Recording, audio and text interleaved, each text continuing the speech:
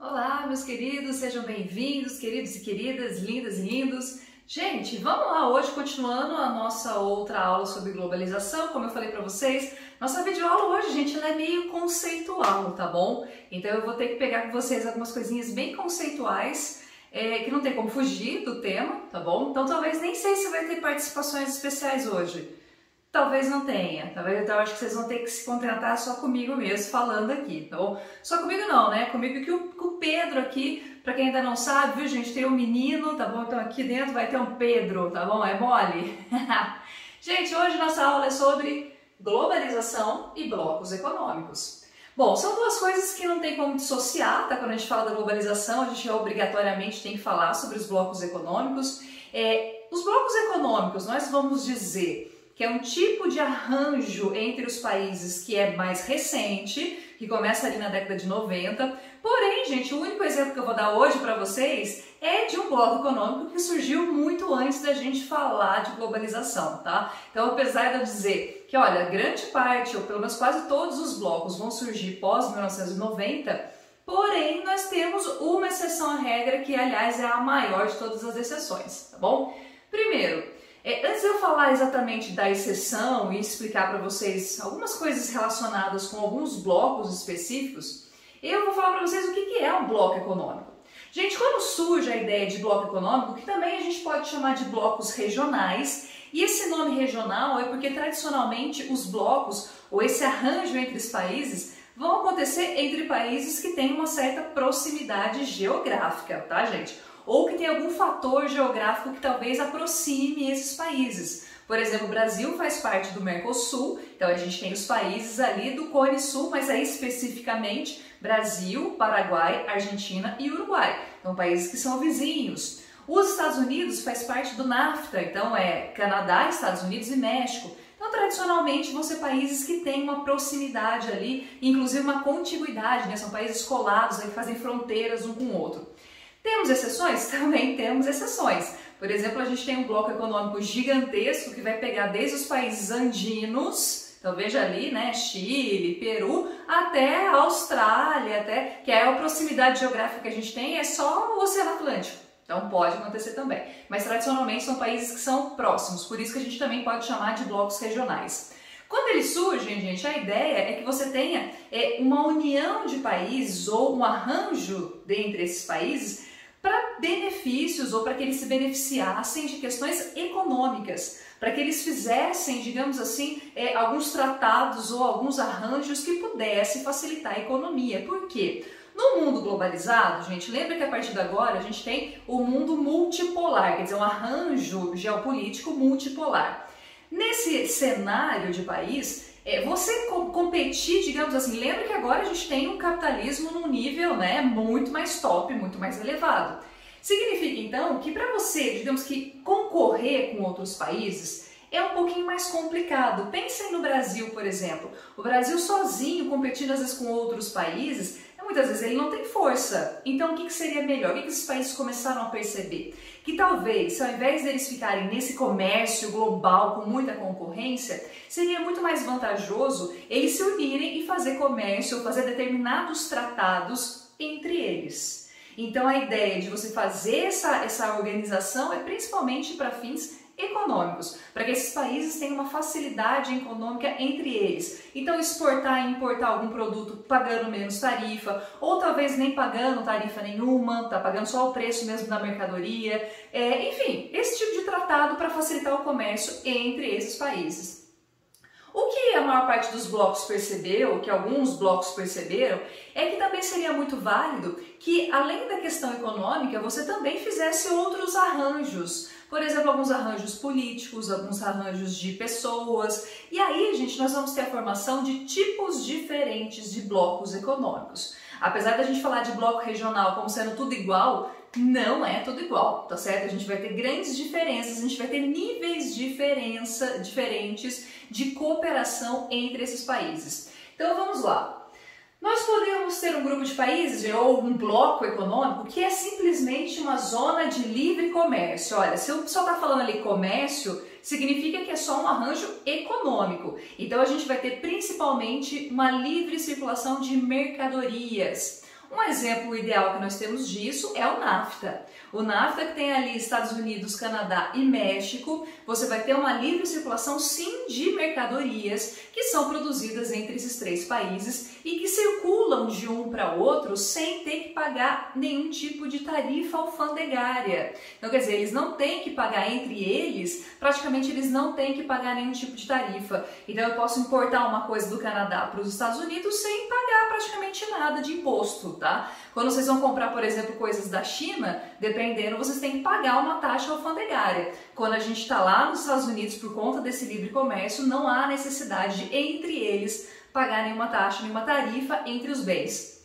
Veja que isso serve para os bens, não para pessoas. Que isso fique bem claro. Como é um nível de integração apenas comercial, apenas econômica, as pessoas não podem circular livremente entre os três países. Então, se você está lá no México, você não pode entrar livremente nos Estados Unidos. Legal, né? Talvez se você for do Canadá para os Estados Unidos, sim. Dos Estados Unidos para o Canadá, sim. Mas aí são arranjos entre os dois. Não faz parte do NAFTA. Então, o NAFTA, ele é só uma zona de livre comércio. Um outro tipo de bloco, gente, pense que cada bloquinho é como se eu estivesse avançando um nível maior, tá? De integração. Então, eu estou integrando mais esses países membros desse grupo. O segundo nível vai ser uma união aduaneira. A aduaneira, gente, está relacionado com essa coisa das tarifas alfandegárias. Ou seja, o valor que uma mercadoria tem que pagar ao chegar no seu país. Quando a gente tem uma união aduaneira, os países membros, eles vão estabelecer entre eles, sim, uma zona de livre comércio, então eles têm isso também, mas eles têm um plus, uma coisa a mais, que seria uma TEC. O que é uma TEC? É uma taxa de exportação em comum. Significa, gente, que os países membros, eles vão adotar uma mesma taxa alfandegária para um produto que vem de um país que não faz parte do bloco. Vou explicar melhor. Vamos pegar o Mercosul. Então você tem Brasil, Argentina, Uruguai e Paraguai. Muito bonitinho. E aí esses 4 países, gente, eles querem, por exemplo, exportar alguma coisa da China. Vamos pegar, sei lá, o trigo que vem da China. Nem tenho certeza se a China produz trigo, tá? É só um exemplo. Aí, para chegar esse produto aqui, de repente o Brasil ia cobrar uma taxa alfandegária, o Paraguai ia cobrar outra, só que aí eles percebem que tem alguns desses 4 países aqui, um desses 4 países também produz trigo. E aí, se de repente chega um produto chinês muito mais barato, vai acontecer o quê? O trigo de um desses países pode ter uma queda na venda, porque às vezes ele pode ser mais caro do que o produto que vem da China. Então, o que a gente faz? A gente põe entre os 4 países uma tarifa em comum, uma taxa alfandegária em comum para todo o trigo que vier da China. Por quê, gente? Para que você faz isso? Você está assim estimulando que o comércio aconteça muito mais entre esses países membros e que um país de fora, uma mercadoria que vem de um país de fora, não atrapalhe a circulação aqui dentro. Então você incentiva para que tenha mais comércio entre os países membros e nem tanto com países de fora, tá bom? Então é isso que seria uma taxa comum de exportação. Então você está colocando uma taxa para as coisas que vêm de fora, para não atrapalhar, para não ter uma concorrência desleal com as mercadorias que são produzidas dentro dos países membros. O próximo nível é o mercado comum. O mercado comum, gente, um exemplo que nós temos é o próprio Mercosul, tá bom? O Mercosul, quando ele surge, não é para ser, apesar do nome, né, de mercado comum do Cone Sul, ainda assim ele não surge como mercado comum, ele só vai ganhando essas características depois de alguns tratados. Quando você tem um mercado comum, significa o quê? Que você tem uma zona de livre comércio, então as mercadorias circulam. Você tem uma TEC, então você tem uma união aduaneira, que você vai ter uma taxa de exportação para outros produtos que vêm de fora. E você vai ter livre circulação de pessoas e capitais. Então, dinheiro talvez até um pouco menos, por incrível que pareça, mas principalmente as pessoas podem circular com uma certa liberdade, Significa que um dia, se vocês forem para o Uruguai, por exemplo, vocês podem ir para o Uruguai sem ter que pagar, sem ter que apresentar o passaporte. Vocês só vão apresentar lá o RG, a carteira de motorista de vocês e entram livremente no Uruguai, tá? Isso serve para todos os países ali do Mercosul. Eu tenho livre circulação de pessoas. As pessoas no Paraguai, por exemplo, a gente consegue entrar livremente entre Brasil e Paraguai. E por último, não menos importante, mas o último nível de integração, que na verdade a gente só vai ter um único exemplo, que vai ser a União Econômica e Monetária. Então você tem tudo isso daqui, tá? Você tem uma zona de livre comércio, uma união aduaneira e um mercado comum, só que você também tem, como o nome mesmo diz, uma moeda única. Gente, o único exemplo que nós temos é a União Europeia. A União Europeia vai ser o único bloco que consegue chegar nesse nível enorme de integração. Os outros países, nenhum outro bloco consegue ter um nível de integração tão grande assim quanto a União Europeia, tá bom? Bem, e assim, a União Europeia foi aquele exemplo que eu disse lá no começo da sala, no começo da aula. Eu disse, a maior parte dos blocos começa em 1990. A exceção, que é, aliás, o nível mais desenvolvido de todos, é a União Europeia, tá, gente? Veja como a União Europeia ela tem um histórico bem diferente quando a gente compara com os outros blocos. Olha só. Primeiro, a União Europeia, gente, ela vai ter todo um histórico de construção. Então ela não começa do nada, ela não vai do nada de repente ter a União Europeia. Não, ela vai começar pequena, ela vai crescendo ao longo das décadas até ela de fato se transformar na união que ela até tem hoje, no bloco que é hoje. Como que vai começar, gente? Olha só. 1944, lembrem-se, não tinha nem terminado ainda a Segunda Guerra Mundial, tá? Em 1944 a gente ainda estava em Segunda Guerra Mundial. Só que nós vamos ter, gente, ali no finalzinho, né, 44 já é quase o final da guerra, nós vamos ter 3 países especificamente pequenos e que percebem que eles precisam se reconstruir. São países que foram arrasados durante a Segunda Guerra, são países que foram inclusive ocupados por forças nazistas. Então o que os 3 pequenininhos vizinhos ali percebem? Gente, a gente precisa se ajudar a se reconstruir, porque talvez sozinho a gente não consiga. Quem são esses 3 países? Bélgica, Holanda e Luxemburgo. E aí a gente vai ter a formação lá em 1944 do que seria o primeiro bloco econômico do mundo, mesmo sem ser um bloco econômico, não tem esse nome, mas vai ser a Benelux, tá, gente? Então vai ser a união de 3 países, Bélgica, Holanda e Luxemburgo, que é uma coisa mínima ali da Europa. Os 3 se juntam com a ideia mesmo de se tentar se ajudar, ter uma colaboração mútua aí para ter uma reconstrução de seus territórios. Economicamente, então para isso eles tinham essa facilidade de circulação de mercadorias, de repente um produzia mais uma coisa, o outro produzia mais outra, e aí eles trocavam essas mercadorias de forma mais fácil, tá? Talvez pagando menos do que se comprasse de outros países, com uma taxa bem mais baratinha, que é justamente para ajudar que eles se reconstruíssem.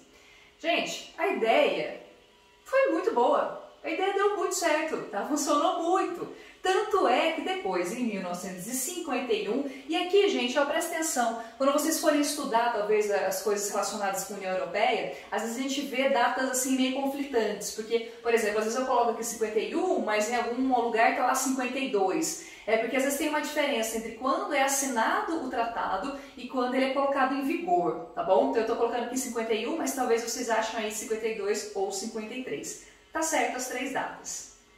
Em 1951, a gente vai ter a formação da SECA. Gente, a SECA é o seguinte, sabe quando o negócio dá muito certo? E aí sempre tem um zoiudo, sempre tem algumas pessoas que falam assim, nossa, o negócio funcionou mesmo, hein? Pô, a gente pode copiar também a ideia, ou a gente pode querer fazer parte da ideia. Outros países europeus viram a experiência do Benelux e pensaram, bom, se o negócio dá certo, se está funcionando, por que a gente também não faz ali parte do acordo? A gente faz tipo um ensaio, tá? A gente faz tipo um ensaiozinho para ver se o negócio funciona. E em 51, eles criaram a SECA. A SECA, gente, vai ser a comunidade para exportação de carvão e aço. E dentro da SECA estavam os países da Benelux, então Bélgica, Holanda, Luxemburgo, mas também estavam os zoiudos, Itália, França, Alemanha Ocidental. Lembra que a Alemanha tem uma parte que é socialista, não é essa parte, tá bom? É a parte capitalista. Tem mais algum outro país, mas eu não lembro exatamente quem é. E aí eles se juntam, gente, para quê? Para fazer um comércio só entre carvão e aço. Lembrando que carvão e aço é a base da indústria pesada, então é algo que ajuda nesse processo de industrialização. Então você tem a formação desse bloco, mas é só para vender e comprar essas duas coisas entre eles, tá? De novo, a experiência funciona muito bem, tá? Dá muito certo, o negócio funciona, que é uma maravilha, eles conseguem se beneficiar, os países membros conseguem se beneficiar muito disso. Só que aí, gente, em 57 eles resolvem então fazer um acordo maior, mais amplo, e aí eles passam a ter um mercado comum. Gente, mercado comum é um mercado, então, que você tem livre circulação de capitais, mercadorias, pessoas. Então, a partir desse momento, você tem praticamente um embrião, né? Praticamente você tem... Embrião não, já tem praticamente um negócio feitinho ali, quase já pronto para virar a União Europeia, já em 1957. De novo, o negócio funciona muito bem, tá? E aqui a gente tem a livre circulação de mercadorias de vários tipos, tá? Muitos tipos diferentes de mercadorias. O crescimento desse grupo é muito grande e vamos lembrar, gente, ó, estamos na Guerra Fria, período de Guerra Fria. Então eles tinham de fato que dar um jeito de conseguir fazer frente, de fazer concorrência para os Estados Unidos e para a União Soviética. Então veja que quando esses países se juntam, gente, é questão econômica, mas é também uma questão de sobrevivência. Se você tem o crescimento dos Estados Unidos, é importante você também conseguir concorrer. E aí sozinho dá para você fazer isso? Luxemburgo sozinho dá para você concorrer com os Estados Unidos? Não. Então fica muito melhor quando você está em bloco. Muito bem, experiência muito bem feita, vai dando certo, vai dando certo, vai dando certo. Até que em 1991 eles fazem uma coisa muito mais ambiciosa, muito maior, que é, além de ter um mercado comum, você também ter uma moeda, que aí vem a ideia de você ter uma união econômica e monetária. Vocês sabem, a gente passa a ter o euro. O euro ele vai praticamente circular em quase todos os países membros. Por que quase todos? Porque teve alguns ali que não aceitaram, tá? Um deles vai ser a Inglaterra. A Inglaterra, gente, ela estava presente, ó, desde 57. Mas aí chega lá em 91, ela até vai fazer parte da União Europeia, mas ela não aceita ter o euro como moeda corrente. Por que não? Não sei. Porque, na verdade, os ingleses são bem nojentos. Eles simplesmente não quiseram, tá? Não tem uma explicação econômica, não tem uma... Ah, porque a nossa moeda tá... Não, tá bom? Realmente não tem exatamente um motivo concreto para isso. Eles simplesmente decidiram e tudo bem, tá no direito deles, tá? É importante também a gente salientar que só porque faz parte da União Europeia não quer dizer que esses países não tenham autonomia. Ou seja, eles são países soberanos, eles podem tomar medidas diferentes, talvez até um pouco distanciadas do que o próprio bloco, eu ia falar bloco, hein? Como o próprio bloco determina. Eles podem fazer coisas diferentes e foi o caso aqui. Dinamarca também não aceitou a moeda, eu acho que tem mais um país, mas agora eu não me lembro qual. Bem, gente, quais são as características? A União Europeia, gente, é uma coisa realmente incrível. O Mercosul, por exemplo, está anos-luz do que é a União Europeia. A União Europeia tem um funcionamento, assim, incrível, muito superior a todos os outros blocos econômicos. A gente vai ter políticas que são econômicas, ambientais, militares, inclusive também de migração, que são comuns entre eles.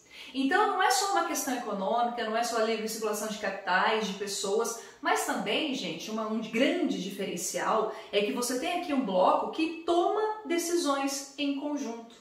De novo, não quer dizer que eles não tenham autonomia para decidir o que eles querem, mesmo que seja diferente do bloco. Mas grande parte das decisões que envolvem grandes questões são tomadas em conjunto, tá, gente? Então a gente vai ter isso, essa diferenciação, esse diferencial que eles vão ter, inclusive um parlamento.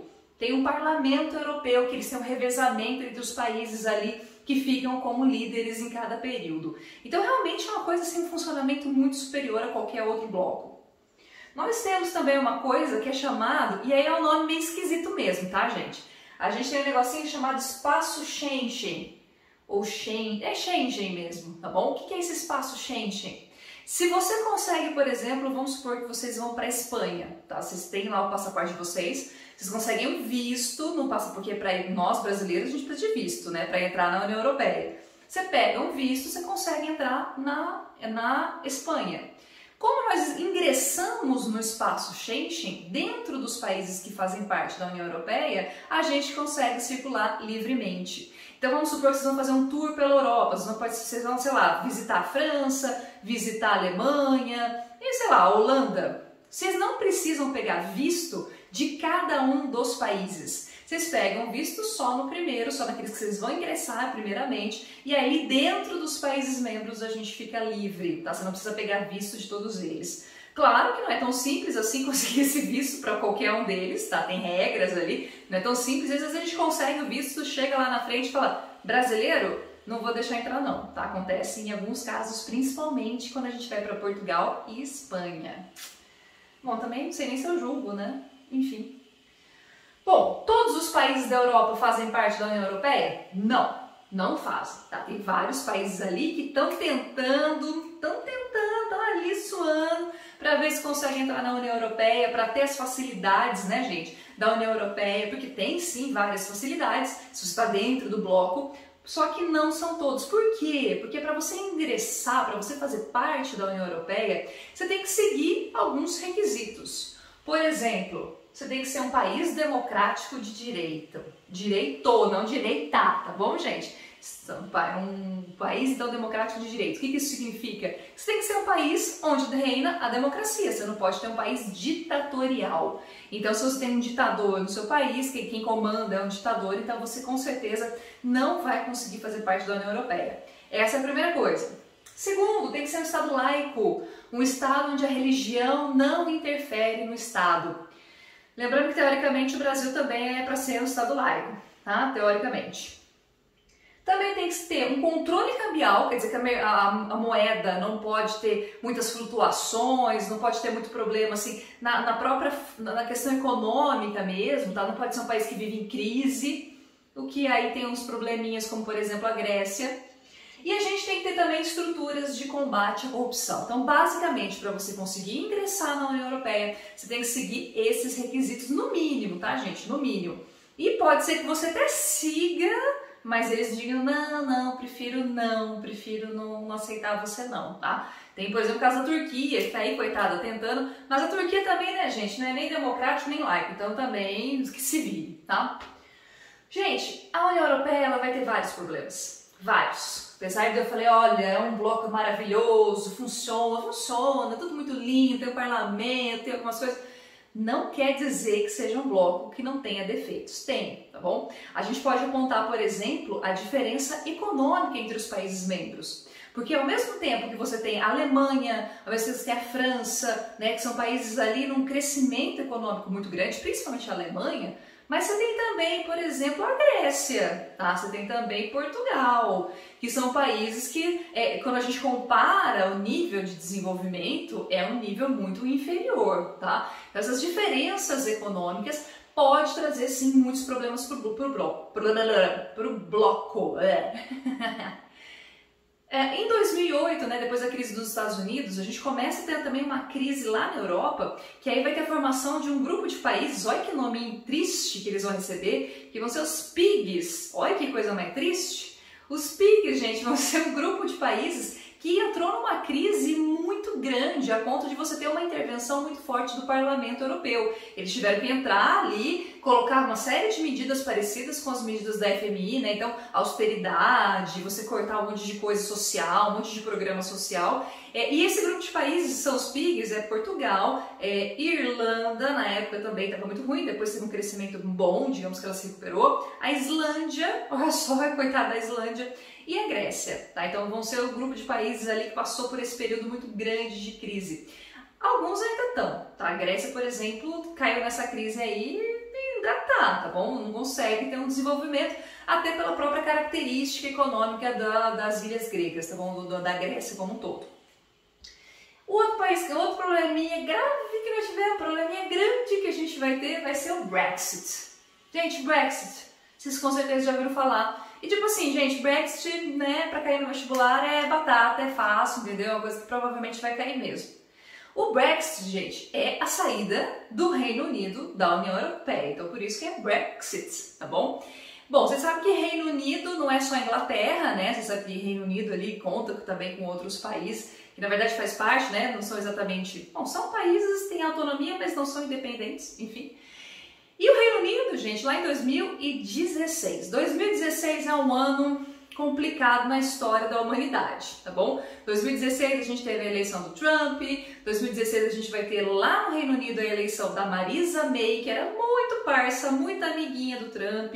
Então a gente vai ter também vários extremismos. Gente, lembra que 2016 foi um período de muitos extremismos, principalmente de direita. A gente vai ter muitos grupos de até extrema direita aparecendo em vários países europeus. Entre esses países vai estar sim o Reino Unido. E aí, gente, a Theresa May, ela coloca um plebiscito, ou seja, uma consulta popular, para ver se os britânicos queriam, ou né, o pessoal ali do Reino Unido queria continuar fazendo parte da União Europeia. E aí mais de 50% vai dizer o quê? Que não, que eles não querem. Os motivos, gente, os motivos são muito difusos. Se vocês lerem, até hoje a gente vê alguns motivos, a gente vai perceber que assim, mesmo os próprios ingleses têm uma dificuldade de apontar, ó, foi por causa disso, foi por causa daquilo.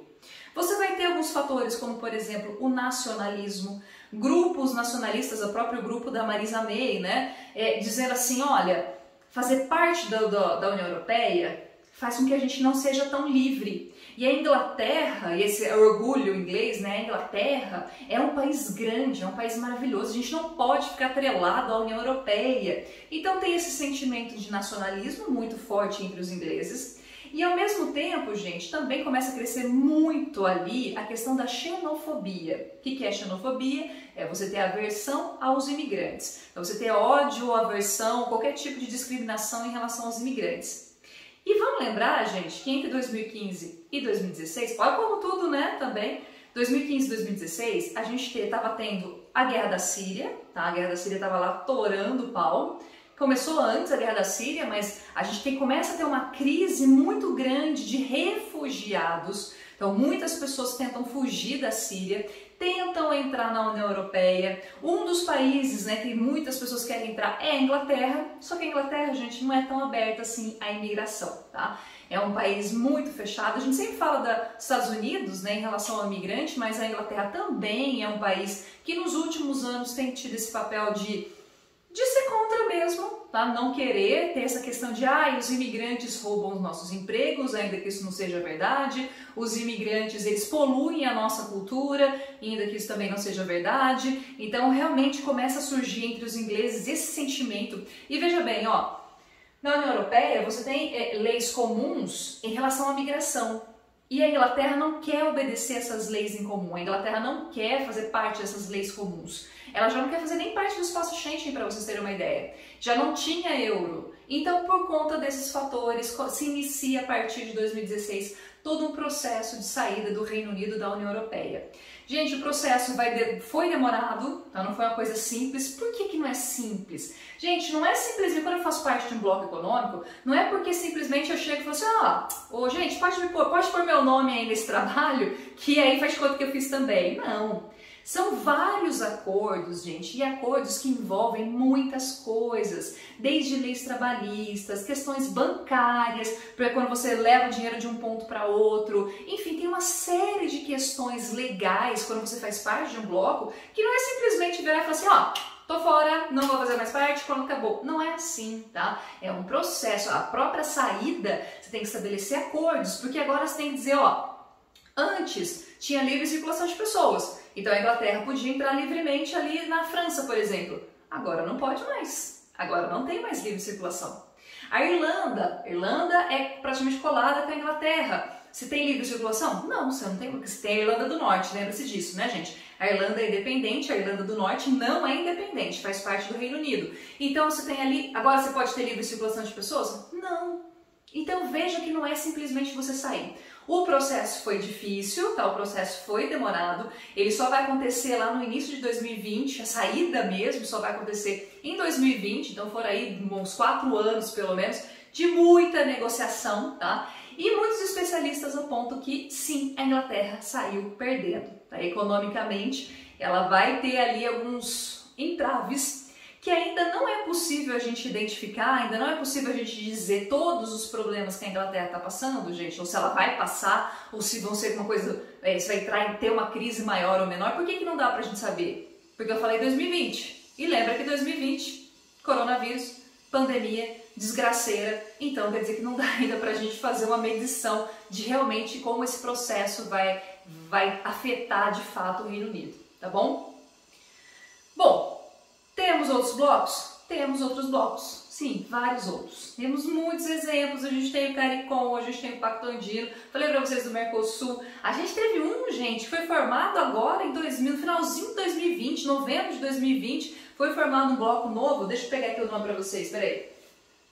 Esse aqui é chique. Esse aqui, quem tá na frente dele é a China. Então vocês podem perceber que não é coisa pequena não. A gente vai ter o RCEP, que é o RCEP, que na verdade eu vou falar em inglês, tá bom? É o Regional Comprehensive Economic Partnership. Vocês gostaram do meu inglês agora, né? Até eu fiquei boba de ver. Gente, por enquanto eles são apenas uma união aduaneira, então eles têm uma zona de livre comércio e eles têm ali, pelo menos pretendem ter uma tarifa econômica comum entre eles para produtos que vêm de fora, e o líder vai ser a China. Só que não tem só a China não, gente. A gente vai ter os tigres asiáticos, os tradicionais, os novos, os novíssimos, a China, como eu falei, o Japão, a Austrália. Ao todo a gente tem 15 países, e em número não é mais, a União Europeia tem mais países, só que aqui, gente, são países, né, tipo, só de ter a China aqui, vocês já sabem minha opinião em relação à China, tá bom? Deixa eu só terminar rapidinho para falar de Mercosul, aproveitando aqui, eu não coloquei na lousa porque não cabia, eu tô com preguiça de fazer outra lousa, tá bom? Vocês que lidem com isso. Gente, Mercosul, ele até 2000 foi muito bom, tá? Até 2000 a gente teve muito comércio entre os países, muita colaboração, muita cooperação, enfim, a gente teve realmente um tráfico de mercadorias, a ponto da gente ter, por exemplo, o Rio Tietê e Paraná como um corredor de exportação muito forte entre Brasil, Argentina e Paraguai. Uruguai é um pouquinho menos, mas a gente teve também. Só que aconteceu o seguinte, principalmente depois da última eleição para presidente, ou seja, depois de 2018, nós vamos ter alguns probleminhas que, por questões ideológicas, nós começamos a ter vários impasses dentro do Mercosul. E o Mercosul, gente, desde 2018, ele acabou perdendo a força que ele tinha, sendo que ele tinha um potencial gigantesco. E se a gente pensar hoje, né, até mais assim com pandemia, a importância do comércio externo para o Brasil, a gente exportar mercadorias e importar mercadorias mais baratas, a gente não está fazendo isso. Muitos acordos comerciais acabaram entrando em decadência ali entre os países membros, foi acabando sendo deixado de lado. Inclusive temos atritos, né, entre países. Porque foi eleito que nem na Argentina, que foi eleito um cara que é de esquerda, então vai quebrar a Argentina. Não quebrou. Eu nem vou entrar nessa questão de direita e esquerda. O que eu quero que vocês entendam é que, por questões ideológicas, o Mercosul está entrando em decadência, o que é muito triste. Porque até 2010, 2015, até a gente pode dizer, foi um bloco muito bom, muito funcional, que serviu muito para o Brasil, ajudou muito a economia brasileira, o PIB brasileiro. E a gente tem um probleminha extra, tá? Bom, em 2019, gente, ele já estava tentando fazer uma espécie de acordo de livre comércio entre União Europeia e Mercosul. Então existia um trâmite de relações internacionais ali para que esses dois blocos conseguissem meio que fazer uma zona de livre comércio. Gente, imagina, se conseguisse circular mercadorias livremente entre países europeus e países aqui do Mercosul, ia ser maravilhoso, tá? E entrar mercadorias maravilhosas aqui no Brasil, como a gente também poderia vender, né, muito mais para os países europeus. Pois muito bem, tá na gaveta. Tava até indo bem em 2020, a coisa até que tava indo, até que tava se encaminhando, parecia que o acordo ia acontecer, mas aí a gente começou a ter um entrave. Principalmente a França, ela não quer a entrada, não quer a formação desse livre comércio, enquanto o Brasil não tiver políticas ambientais mais rígidas, principalmente em relação ao desmatamento da floresta amazônica. Então, quer dizer, né? Estamos realmente aí numa situação lastimável, tá bom? Vocês viram que eu não citei nomes, tá bom? Pra ninguém dizer que eu também sou super partidária, o que eu sou sempre de um lado. Vocês viram que eu fiquei quieta. Só falei, né, das situações que estão acontecendo hoje no Brasil. Vocês que tirem suas conclusões aí, tá certo, meus queridos? Gente, se eu falei demais, me desculpem. Falei pra vocês que eu já era bem conceitual mesmo, não tinha como fugir disso. Obrigado pela paciência, obrigado pela atenção de vocês. Um beijo, boa semana, se cuidem, por favor, tá bom? E é isso, gente. Até mais, até o próximo vídeo. Tchau, tchau.